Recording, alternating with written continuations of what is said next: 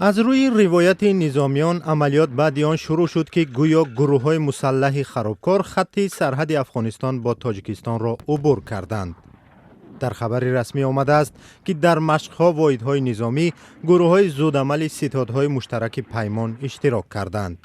رزمایش از 10 تا 21 اکتبر ادامه یافت و مرحله اساسی بعدی 17 اکتبر صورت گرفت.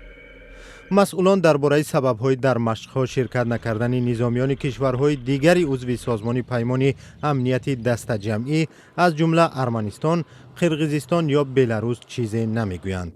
مقامات در قرقیزستان بعد مناقشه خونین یک ماه پیش در سرحد با تاجیکستان گفتند که این کشور نیروهایش را برای شرکت در رزمایش‌های مشترک به تاجیکستان نمی‌فرستد.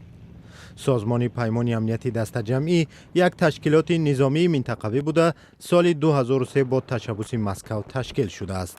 ولی در یک سال اخیر ضرورت آن و هم متحدی واقعی کشورهای عضوش در برابر خطرهای مشترک بحث برانگیز شده است.